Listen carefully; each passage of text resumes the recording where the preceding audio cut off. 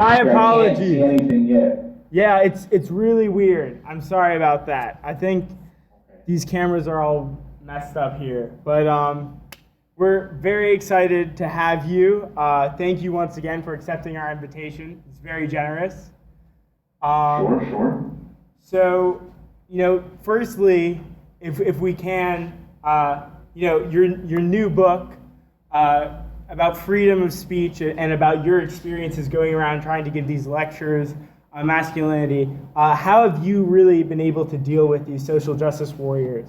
Because obviously students here, every day have to deal with professors and students that constantly want to shut them down, that don't want us to challenge their opinions or their preconceived notions.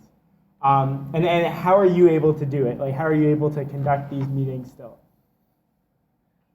From as a man, it comes down to a competition type of viewpoint. As in, am I stronger than the opponent that stands against me? And so that's what, I don't know if a woman feels that way too, but I know that many men do. So am I stronger than this green-haired freak who is massively overweight, never has been to the gym, who copy pastes her ideas from various liberal sources, unfortunately in universities too. Am I stronger than that person right there? If I'm not, then I should give up, fold, go to sleep like Hillary Clinton does every day for many hours, and not worry about waking up. But if I am stronger, if I do see myself as someone who is stronger, then I'm going to fight back. And by fighting back, that means to do the plan that I already wanted to do. And my plan is a legal thing, probably. It's either holding a speech, publishing an article, publishing a book. So it becomes a matter of wills. And if you believe that your idea is strong, that your behavior or action is a legal thing, then it may be the right thing to make a stand. Now, the thing is, since a lot of you are young, I'm guessing the average age there is what, 20 years old? I don't know, what ages are you guys around? What? 19, 20, 26. 26? We have a whole range because we have some med school students. Okay. So would it be wise for me to tell a group of young adults before their lives really even got started, in the middle of their education, to start war against the first person who crosses you? That may not be the smartest thing, right? So then I would say, well, you want to build your knowledge and strength to a position where if you are attacked, you are much more likely to win. So if you are coming from a position of weakness, you don't have income, you don't have allies, do you want to make a stand now? That, you have to think of it in a strategic standpoint too, but as the old man, I'm almost twice as old as you guys at 37, I like to think I built up the resources and the allies to make a stand if I do have, and in the past year, I definitely have had to do so. Yeah, well, that's absolutely true. I mean, and us as well. I mean, here at College Republicans, we're really trying to, promote the Trump campaign. I myself, I'm also head of Students for Trump at Tulane University. And you've also talked about why you think Donald Trump would be, the best candidate to be the next American president. Right now, you mentioned you've been going around Eastern Europe, Central Europe, and some people draw similarities between the governing style of somebody like Trump and some of the leaders in Central Europe. And maybe do you see this relationship as well? And if so, what do you think the advantages are of like the psyche of these nations in Central Europe and how their governments interact and protect the rights of men and women and ensure that there's a good gender balance that's more traditional, let's say. Okay, so your question has a...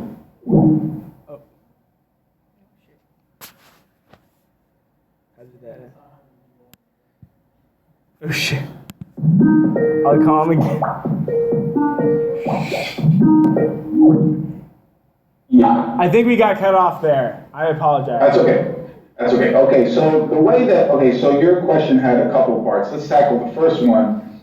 And the way that I see history, I see it as a wheel, like a big, heavy wheel. Sometimes the wheel is in motion and sometimes it is not. Since World War II, this big, heavy wheel hasn't really moved a lot.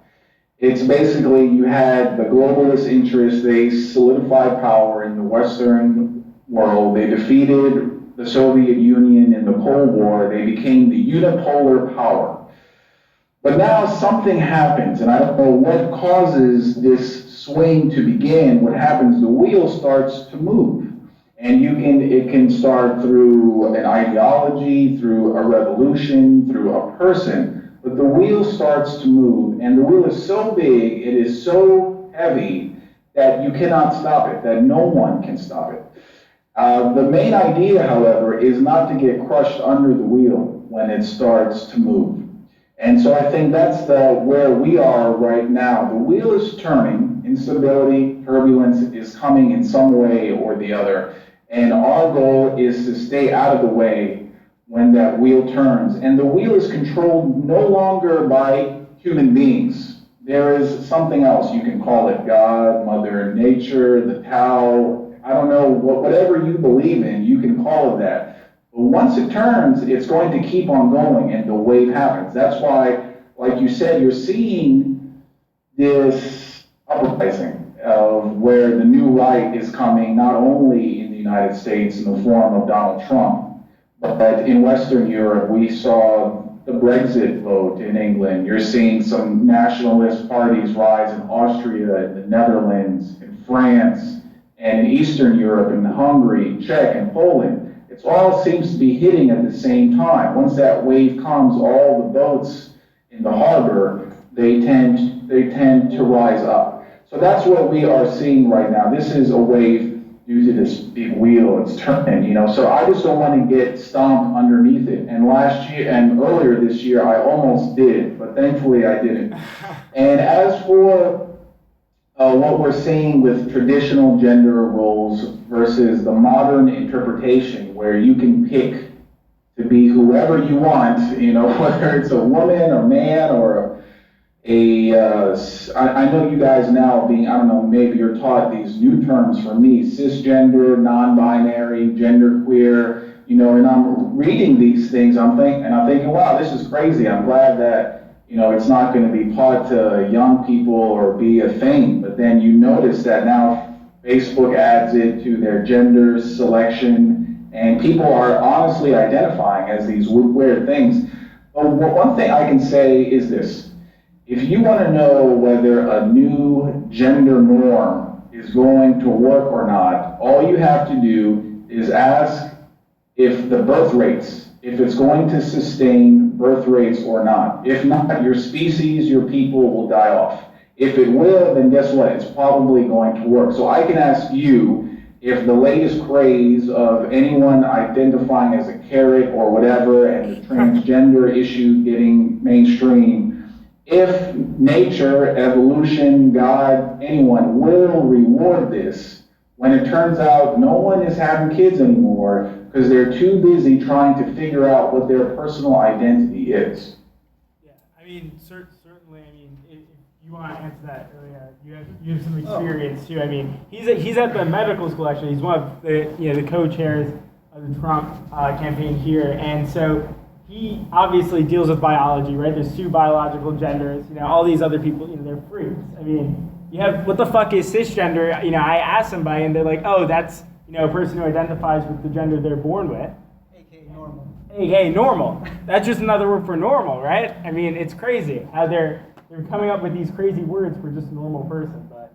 Right. Well, yeah, I mean, speaking of, I don't know if I'm a longtime fan, by the way. Hi, Roosh. Have a couple published, I got published a couple of things on ROK. But what, oops. Shit. I'm getting cut off. Is it the Wi-Fi? Yeah. It seems to be cutting off at exactly 4 minutes and 45 seconds for some reason. I know, I think that's some glitch. I'm sorry about that. That's okay. If it cuts off, just keep on calling me back. Yeah, we will not be deterred by technical difficulties.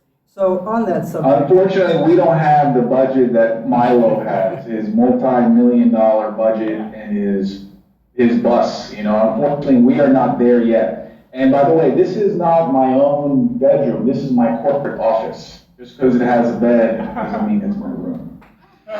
Well, you know what? Yeah, I mean, the Dangerous Faggot Tour is fun, but there's also something that's just, you offer this incredible, perspective. And maybe we'll talk about Milo a little later. I know you have some personal experience with him.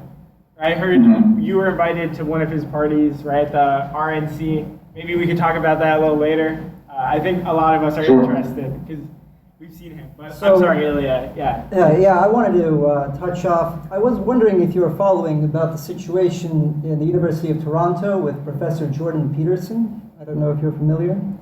I have heard that he came out to say that there were only two genders, and he stuck to it. Right. I'm a longtime fan of his, been following his work on depth psychology and all that. Recently, he took a kind of a radical turn and published just a video on his YouTube channel expressing concern over the Ontario Human Rights Commission, basically their policies on gender discrimination.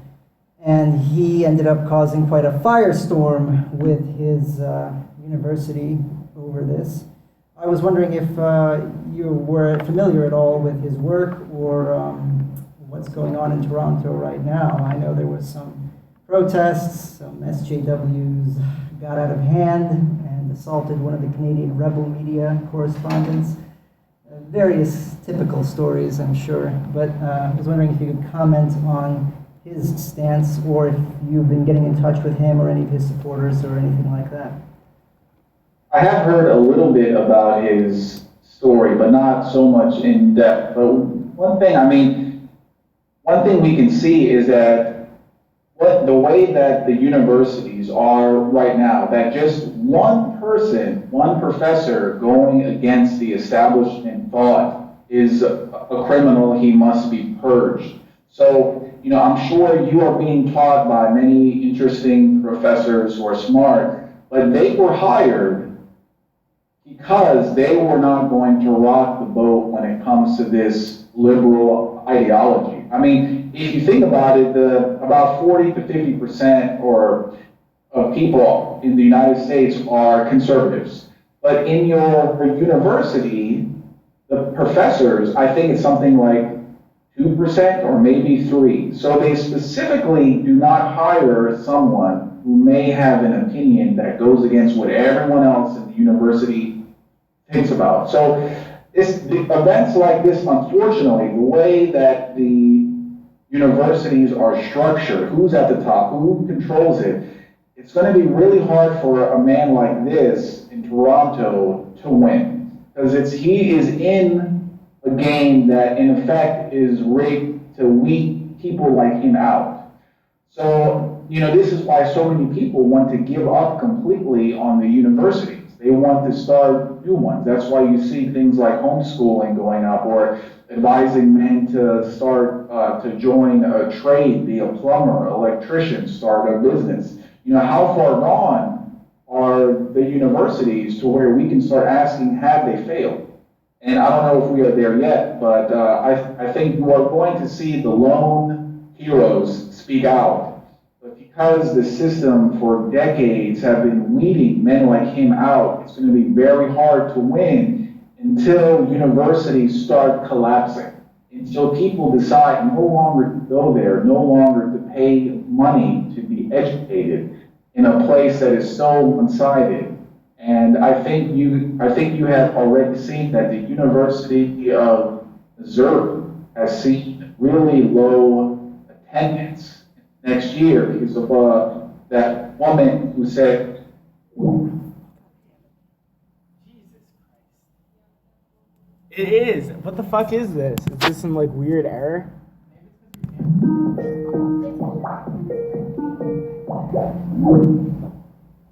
Yeah, so actually we got cut off right when I was done. Thank you once again.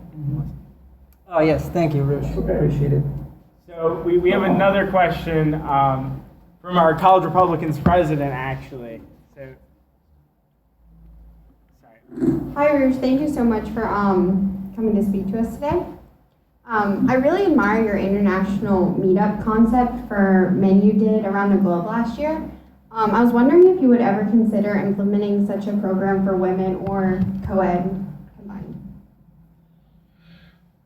One thing I can tell you is that I am getting a lot of emails from women asking me for general life advice. They are saying things like, I followed the advice that I was taught by my mother, by the messages in the media, but here I am, I'm not happy with where my life is going. What should I do? And while I do want to help them and I do write back to them, it's obvious to me that women no longer have a role model. They no longer, I mean, the establishment has failed them completely. The establishment has lied to them. They said, if you educate yourself and get a career and really achieve and go up the corporate ladder, you're going to be happy because men are going to admire your achievements and it's going to be great and the money is going to be great. You're going to live in the city and it's going to be fun. But, you know, that is a lie that was told to them, but there's no alternative. You either take the consumer and the career option or that's it. There is no one else saying, how about, you know, and if you want to, let's just say, I mean, you are in university, but if a woman says, I don't want to go to university, I want to be a stay-at-home mom, I want to find a good man and get married now, they tell her, are you crazy? You have to make your own money and men are evil. Haven't you heard that 1 in 4 women are abused and we need to fight and we need to, and so on. And these are things that I'm sure that you hear often. So what can we do? And unfortunately, I don't think I'm the man that's going to be able to help them. Not because I don't want to, but because men, I believe, are in greater need at the moment. Their due process is being removed away from them. And I think this is a more critical problem. So, I think that there is definitely a need, and I hope that something happens. Maybe it's you that has to start something. But I think the lack of role models for women who don't want to follow this cookie cutter career path, which, and unfortunately I've known a lot of women that in order to live that way, they've had to drink many bottles of wine every week and get on antidepressant pills just to cope. You know, who would have thought that telling women that the best way to live is to do what men like to do is not going to work that well. I don't know. But that said, I definitely agree with you that women do need a meeting place, that women also need just to be able to talk to others. And I think if Trump does win, I think you are going to be able to meet other women who support Trump and immediately see a lot of things that you have in common with them. So I would start there, even go to a rally, a Trump rally. I don't know if he makes it all the way down there, probably not. But, you know, something where people who support Trump, you know, I actually wrote an article. I told men, don't sleep with women who don't support him, don't support Trump. Because that's just a way to weed out people who, off the bat, are not going to share your belief system and how you see the world. Thank you so much. And I mean, if I could just come back real quick and say that, I've been doing some research on post-communist Eastern Europe and how during communist times with like cultural Marxism, they had this false concept that like women were the exact same thing as men, right? They couldn't wear makeup, they couldn't, try to improve their looks, they had to go to work. But what ended up happening was they were still, expected to fill these, the traditional roles, and women became extremely unhappy because they had to go to work and take these jobs that were really meant for men. And you notice now in Eastern Europe, I'm sure. Oh, fuck! I know. It keeps on happening. Sorry about that. And we're back. But yeah, so like after the fall of communism, obviously Eastern Europe has changed a lot. I visited there over the summer and noticed that, a lot of, you wouldn't even know that only 20, 30 years ago, there had been this terrible repressive communist state.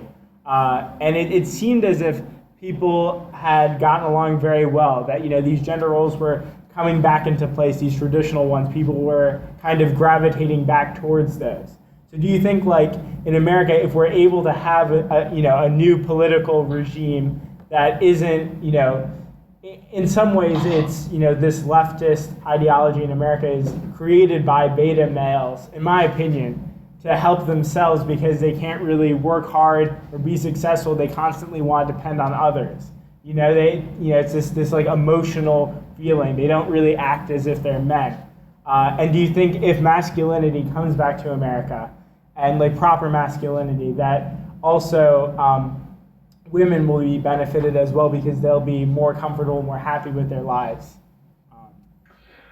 Now, before I answer this, can I ask how many girls are in this audience now? Because I'm thinking how. There's about half our audience, so about like. Oh, really? 15, Half? Oh, yeah. dear. Okay, so I can't turn on my locker room talk then. So. No. I mean, okay, this is yeah. I mean, this is college Republicans. I think the girls here are a little less, you know, sensitive than the other ones, but yeah. I know, but still, you know, I'm not Obviously. here. I've already offended enough people in my life. I don't want to offend anymore. So, okay, the way I would start this is first, what's going on in Eastern Europe and in Russia. Are there traditional gender roles here or not? Now, on the surface, if you look at it, it does appear to be so. The women, they look feminine and beautiful, and they seem to want to please their man.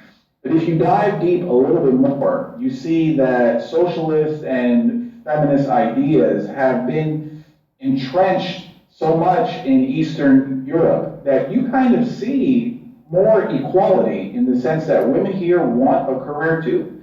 They want their own material goods. They want this 50-50 share in the marriage. And so on the surface, you're seeing traditional gender roles, but if you dive deep inside the beliefs underneath that, it's not that different from the United States. If I ask a Russian girl what she wants in life, she's probably going to say very similar things as to a girl in the United States. She's going to say, I want a good job, but I also want a good husband who is ambitious and strong. So they kind of say the same thing. So then you have to ask, where are the places that actually have traditional gender roles? And there's really three that come to mind: the Mormons, the Amish, and the Muslims. I would say those three groups have underneath the surface a traditional way of life where it's not really expected for the women to work. And in Muslim society, which, you know, I know people on the right are really getting angry at what's going on with ISIS and the immigrants, but the women are not expected to get educated. They're expected to serve the man. If you see what a Muslim woman learns when she is young, basically her existence is to serve her man, make sure he's happy, have babies, and take care of them. That, I would say, is, I'm not saying that is what I advise for the women in the audience, but that is the definition of what a traditional society does. And usually God is a part of that because the authority of the family comes from God. So do we have the traditional way of, is that coming to the United States? Is this traditional, this strict traditional way of life? I don't think so, because, you know, that would say that we can no longer encourage women to get a career, no longer encourage them to get educated, no longer push women in science and all these difficult jobs. So is that ever going to happen in the United States? No. But what I think is going to happen is that women will want to mimic the women who are at the top. They're going to want to mimic.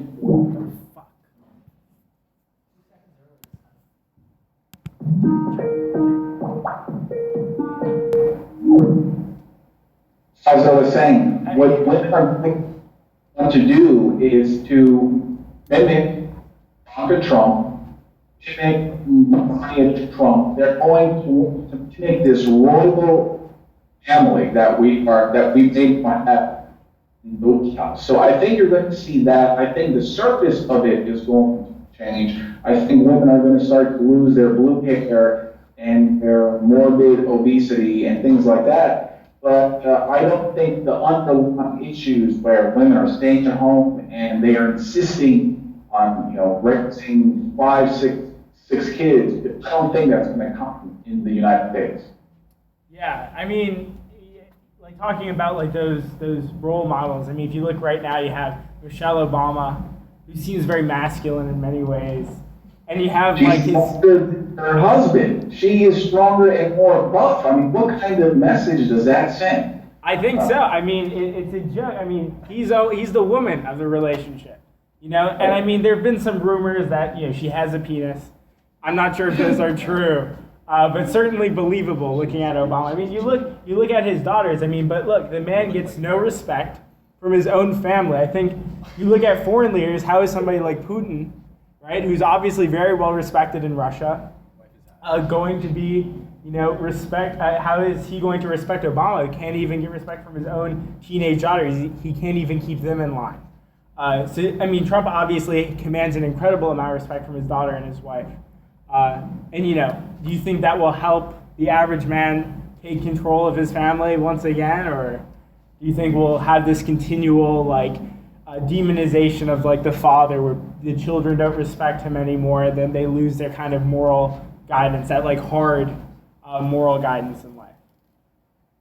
Well, I think there are two kinds of people. One kind of person, they just follow what they see. Monkey see, monkey do. And whatever is on the TV, on the internet, on the apps, on YouTube that's trending, and whatever is coming from the top down, they're going to mimic that. So I think if Trump is in power and they see this swaggering alpha male with his beautiful wife on his arm, I think people instinctively, a lot of them are going to want to copy that. And the second type of person is one who tries to intellectually choose the type of life that they want to live because it's the rational choice.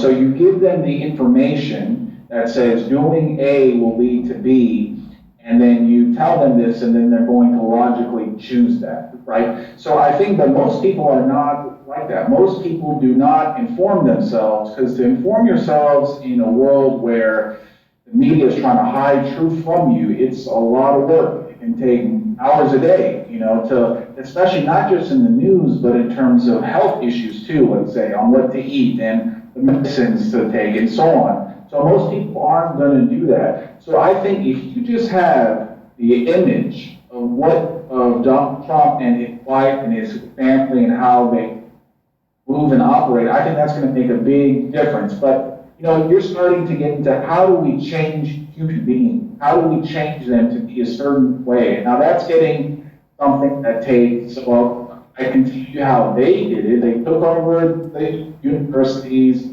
media, they installed their puppet masters in the government, and that's how they were able to do it. It took them decades. So if you want to do that route, you would need a billionaire sponsor who is comparable to George Soros to implement this wide-scheme plan. But if you want quick change, what's going to happen? If you put Donald Trump in the White House, people will instinctively copy. Both men will copy him, and women will copy the females that are in his family. Thank you so much. So we have another question from another one of our executives here at College Republicans. Hi, Roosh. I wanted to ask a couple questions, actually. The first of all, would you consider yourself at this point more a traditionalist, or maybe closer to the neo-masculinity movement? If that makes sense as a question. Yeah, no. God damn it. It's actually a burning question for me. Yeah, no. Technical difficulties. I'm sorry, all our YouTubers. I apologize in advance.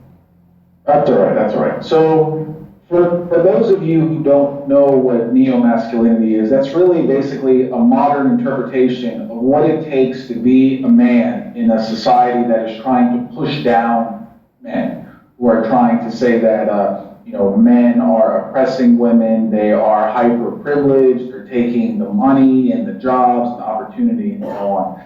But basically, I think what we're developing is a synthesis that's kind of in between what modern civilization offers and what traditional cultures like Muslims and the Mormons offer. I don't think I'm going to go full Mormon, full Amish, or even though I have a beard that maybe an Amish or a Muslim guy would have, but I don't think so. I don't think that I can live that way where I'm just been raised in the West. But can we take parts from a traditional way of life that is healthy for the man, that is healthy for the women? And if it's healthy for the men and the women, guess what? It's probably going to be healthy for society too. But if we're doing stuff right now in a strict modern civilization model that is focused on materialism, consumerism, and it's hurting the men, it's hurting the women too. I mean, what's going to happen to our society? It's probably going to be sick, right? Because you can't have a healthy society if the individuals are sick. So I'm trying to find, or trying to seek, what is the healthy way of life for men in a modern age with iPhones and technology and internet access and cafes everywhere, nightclubs and apps that people are using to meet each other. What is a healthy way? How can we live in a way that doesn't become a neo-Luddite type of thing where you say, I reject it, I'm going to a mountain in the middle of nowhere? I mean, yeah, that's one option, but is that a reasonable option when millions and millions of people in the United States live on the East Coast, West Coast, and the South, these big metropolitan areas? So I would say that's what I'm trying to do, trying to take the best from the old to implement to what we have now. Thank you. I also wanted to ask, in terms of the new sort of, I guess you could say it's sort of modern feminism. The new sort of, free love type thing that's kind of moving away from, the nuclear family, et cetera, et cetera. That's definitely sort of hyper-focused on college campuses. Do you see it continuing to go that way? Or do you maybe see a possible reversal of that? So what those in power have done, they've inverted society completely, where a nuclear family used to be a woman, a man, and children, and now it is a man, and children that are not his. And they've done other things too, where beauty used to be a person who was thin and fit, but now we have beauty at every size, where you can be a 300-pound person and you have to be called a beautiful person. So what they are doing is inverting everything. It's like a demonic thing. It's like if Satan took over the world, we basically have the world that we have now. And it starts at the location where you are, because they need to train young minds to believe in this inversion. So you get older, and once you achieve political power, or you become journalists, you work in the media, then you will spread these ideas. So you're basically paying, I don't know how the instruction is at your school, but you're basically paying for your own propaganda brainwashing, which is kind of a neat trick that they have done. And what they may do is make schooling for free, because that ensures that everyone will get this sweet propaganda that we are teaching everyone. So, I mean, the fact that you are in this room right now shows that there is something in you that is resistant to it. You took the vaccine at some point, maybe your family, your parents put it into you, or your genes, that is resistant. So you guys are like the island in this really horrible place, and it's great that you found each other so you can share ideas and see what... I know, this is really embarrassing. What are you doing? It's Skype. So after you find each other, one thing that you guys have to do, the goal is to get your education, get your degree, and get out of there. Just try to get out of there without being accused by a freakazoid, without getting false rape accusation, without being labeled a racist in the newspaper. Just get your degree, put your head down, and get out, because I guarantee you the bigger battles, are probably going to come. I mean, the battles are going to come. I think it's, I'm not known for being an optimist, but I definitely think we haven't seen the worst of what is probably going to come as this wheel of history changes and turns. I mean, yeah, also, I mean, I was just going to mention, like, I think I mentioned this to you before that, you know, Andrew Breitbart, obviously one of the very big, prominent conservative writers of our time, went to this school, and that's something we're very proud of. But today we also have people, for example, Kate Harding, one of the, according to you, and I agree with this, ugliest feminist. You know, she's one of the fat advocates, and obviously she's more of a... Did I say that? I would never say such a mean comment. No, of course not. Of course not. I'm sorry. I must be confused. But for one, if you had said that, I would completely agree with you. I mean, the woman is hideous. Like, you know, she wrote a book asking for it. They expected all of us to read it. Obviously, this is part of their indoctrination. And I was reading through it, just very spiteful, angry things, you know? And I think, you know, there's probably just no man in her life. And that might be part of what's coming from it. And instead of accepting the fact that she's very unattractive and trying to improve herself, she just writes these books and writes these nasty things about men. But do you think that, like, if you look at all these other people, they're constantly exposed to this, they come to college, they're obviously very malleable, their minds. When they're exposed to this propaganda, sometimes, you know, how do you get those people back? How can you show them the right way when they've been so consumed? You know, their weak minds have just been consumed by this hideous woman, you know?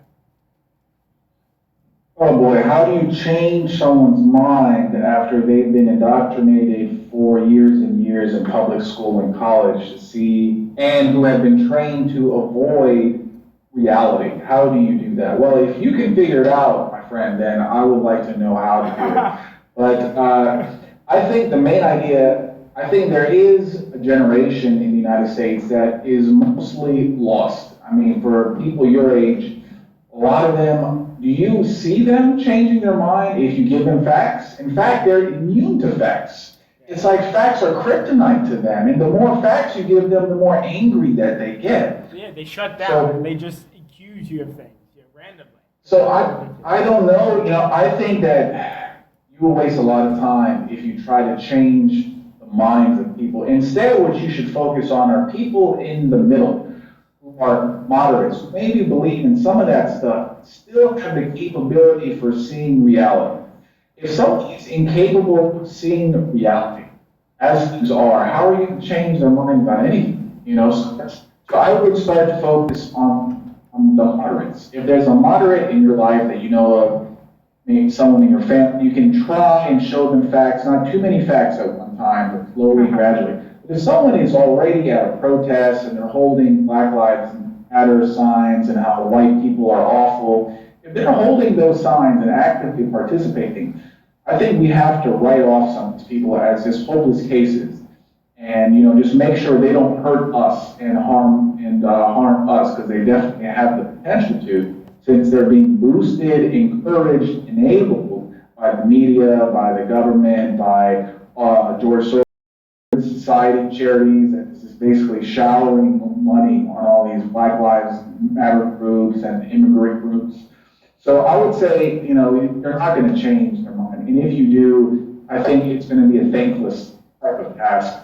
And in fact, there's still a lot of people out there who would come to our side, but just don't put out yet, or who haven't met the right person to introduce them to these types of ideas. I would focus on them. Okay, thank you so much. Thank you so much. We have a question from a YouTube commenter. Oh no. Oh, sorry. I can fix that. Our question's coming right up. I'm convinced this is, you know, the Silicon Valley liberals trying to come after us here. Okay. Okay, the question is from Devesh, and he wants to know, how can a political system which is based on a democratic or a majority system is capable of helping a cause which is a minority concern right now? So a democracy is what? A democracy is where 51% of the population control and command 49%. You know, it's like, I'm sure a lot of you have imagined, if Hillary Clinton wins, we are screwed. I'm sure you are already there because she can do everything. Now the media is on board with her. The universities are already on board with that. And now she's in power. Oh boy. So I know that's just, I mean, if you think about it, a democracy is oppression of the genuine minority. But one thing that is important to note is this. Who controls or who influences public opinion, both for one man or the other? The media does, right? Right. Well, you control the media, you control the public opinion, and therefore you control the democracy. So this is, from this argument alone, you can see the really big flaw of democracy and why it's not a democracy, because public opinion is shaped by corporate, by those, I mean, whoever has the most amount of money is going to control the media and they're going to control the ideas that the masses have. So this is why I have lost faith that a democracy can work, because a democracy, as the founding fathers of the United States have stated, needs a well-informed populace. Let me ask you, is the population of the United States well-informed? Probably not, right? I mean, especially for the people who still get their news from CNN, which couldn't be a more biased source, but thankfully, that people are starting to wake up, that media is definitely lying to them. But a democracy cannot work if there's just a handful of people controlling the information that people get. And this is why if you tell me, hey, let's try a monarchy, someone who has the right bloodline, he cares about the people, it's his country, because he knows that if he screws up, we're going to hang that guy. But if Obama screws up, and Obama has screwed up with his various wars and Obamacare, we just heard the news that the premium for Obamacare is going to go up something like 100%. If he screws up, what price does he have to pay? Obama doesn't have to pay any price, because now in a few months, he's going to go from the lecture tour circuit, making millions of dollars, and he's going to, accumulate a war chest, and he's going to pay no price at all for the mistakes that he has made. At least in a monarchy, they hold the king accountable, and the people string him up if he makes a mistake. But in a democracy, don't do that. Yeah, so earlier, a bunch of us went to the Milo event at LSU, and so we heard what he had to say. It seems like he has similar views as you when it comes to fat shaming, feminism. Do you think that Milo, even though he's very charismatic, is able to have the moral authority over this new alt-right movement? What are your opinions on that?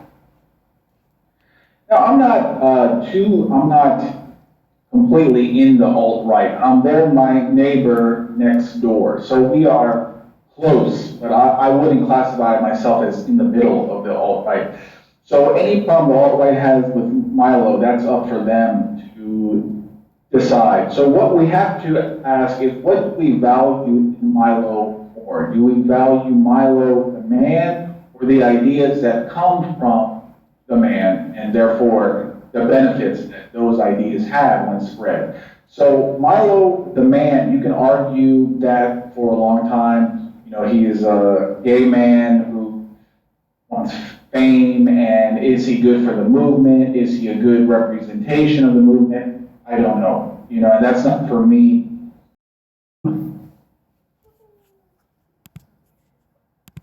That is so rude. Yeah, so Milo the man, you can debate his merits if you like him and things like that. Milo the ideas is a different story, right? I mean, is his ideas helping the movement? I mean, he has a platform which is very large, and he is getting the word out to many students on campus who don't have an outlet, who may not have been exposed to these kind of ideas before. So Milo the idea man is doing a good job. I think he's helping more than not. But you can, but your opinion on Milo the man, that's going to be up to you to decide. But I'm not in any place to purge him or to accept him. You know, that's for you to decide. If you find him to be entertaining and useful and giving good ideas, then by all means, you know, you can watch him and follow him. I personally think he's an entertaining man who has that secret sauce that it takes to become really a personality, to be larger than life. And that's what he wants, and he's doing it, and I think let that man do what he wants. I don't think we should hold him to a traditional standard. You know, don't look to him to save the West and make it a traditional world. As long as you don't give that expectation upon him, I think you'll be fine. Thank you. Yeah, and I think obviously we were pretty much unanimous in our admiration for him and his ideas. You're absolutely right. I mean, he does have something that captivates his audience, and he's been able to have this huge platform.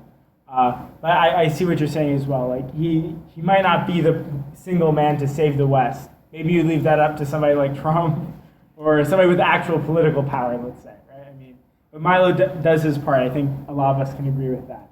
But on that note, they're going to kick us out of our conference room.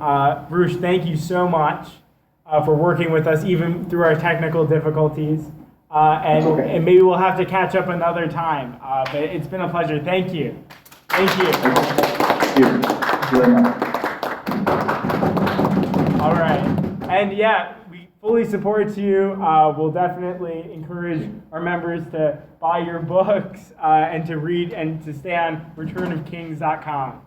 If there's anything. And one thing is, if any of you want to ask me a question after this, maybe something is on your mind, you want some advice, whether you're a woman or a man, you are free to send me an email, roosh@rooshv.com. So you are free to contact me, leave your comments, thoughts, anything else. Okay? Perfect. Thank you so much. We really appreciate this. And I know it's late in Europe right now, so we're thankful you were able to accommodate. Okay, great. Okay, guys. Have a good day. Thank okay? you. You too. Bye-bye. Goodbye.